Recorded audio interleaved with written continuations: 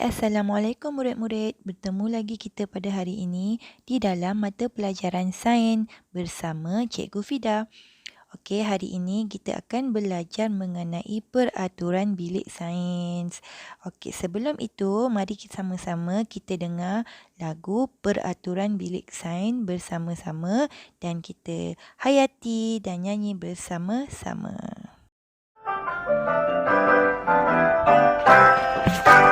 Sisa kering, sisa cair, mesti dibuang, jangan simpan.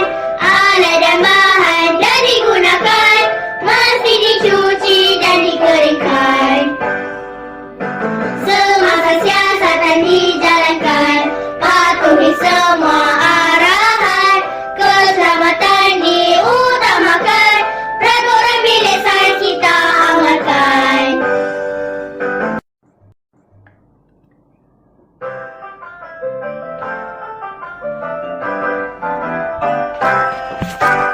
Sisa kering, sisa cair, mesti dibuang, jangan simpan.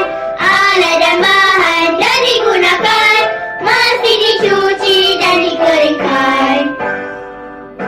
Semasa siasatan dijalankan, patuhi semua arahan. Keselamatan diutamakan, peraturan bilik sains kita amalkan. Kita dah dengar lagu peraturan sains tadi. Okey, kali ini kita kena tengok kenapa kita patuhi dan fahami peraturan bilik sains. Yang pertama, peraturan bilik sains kita perlu dipatuhi bagi memastikan bilik sains bersih, kemas dan tersusun. Okey, yang kedua, mematuhi peraturan ini juga dapat menjaga keselamatan murid dan peralatan di bilik sains. Baiklah, sekarang kita lihat pula apakah peraturan bilik sains yang perlu kita amalkan di dalam bilik sains. Kalau dah masuk bilik sains, apa yang perlu kita buat? Yang pertama, buang sisa pepejal ke dalam bakul sampah. Sisa pepejal tu macam sampah-sampah kamu. Dan sisa cecair ke dalam sinki. Cecair tu yang macam ada air-air gitulah. Apakah yang akan berlaku jika peraturan ini tidak dipatuhi? Kita tengok yang pertama. Nampak tu, bahan cecair keluar melalui lantai, tumpah air tu, habis lecak lantai tu. Yang kedua, sinki akan tersumbat kalau kita buang semua sampah dalam sinki. Okey, yang seterusnya, yang kedua pula, peraturan kedua adalah bersihkan semua alat dan radar selepas digunakan dan simpan ke tempat yang asal. Nampak tu, kalau kita tak patuhi, alatan-alatan sains akan pecah dan rosak. Okey, yang ketiga pula, maklumkan kepada guru sekiranya kamu tercedera atau alat dan radar rosak atau pecah. Tengok situasi dalam buku teks tu. Dia terpecah, lepas tu dia terluka, kemudian kawan dia kata jangan bagi tahu cikgu, nanti cikgu marah. Apa yang berlaku kalau kita tidak beritahu kepada guru? Nampak tu. Apakah yang akan berlaku jika murid tidak melaporkan perkara ini kepada guru? Cuba kamu fikirkan. Yang pertama adalah risiko kepada murid lain untuk mendapat kecederaan. Kenapa? Kerana guru tidak dapat menggantikan alatan yang lebih baik. Kemudian kecederaan murid tersebut pula akan menjadi lebih parah.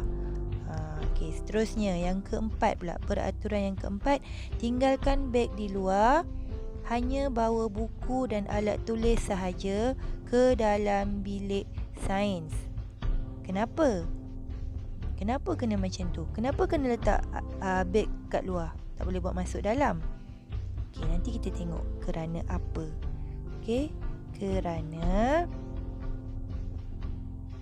Beg sekolah yang diletakkan di dalam bilik sains boleh mengganggu pergerakan murid. Bilik tu jadi sempit. Kat dalam bilik sains banyak barang. Okey, jadi beg kamu kena letak di luar. Okey, seterusnya. Kamu perlu mematuhi dan mengamalkan peraturan bilik sains supaya bilik sains sentiasa dalam keadaan bersih, kemas, tersusun dan selamat. Okey, tengok tu. Apakah tindakan yang perlu dilakukan kalau dalam situasi ini? Dia terpecahkan bika tu.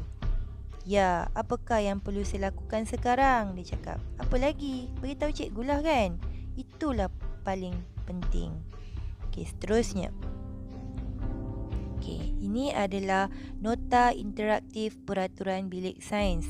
Dalamnya ada 8. Yang pertama, bawa buku dan alat yang dibenarkan sahaja ke bilik sains. Yang kedua, jaga kebersihan dan keselamatan setiap masa. Yang ketiga, bersihkan semua alat dan radas setelah digunakan. Simpan semula alat dan radas ke tempat asal selepas digunakan.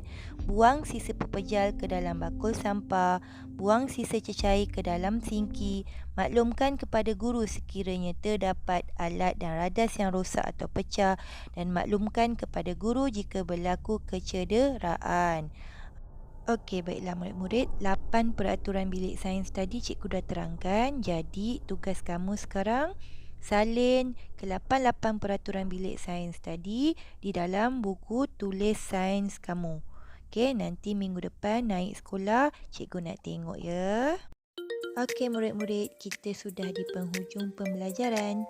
Semoga kita berjumpa lagi. Dan jaga diri kamu, jaga kesihatan kamu, jaga SOP kamu. Okey, semoga kita berjumpa dalam kelas minggu hadapan. Bye-bye.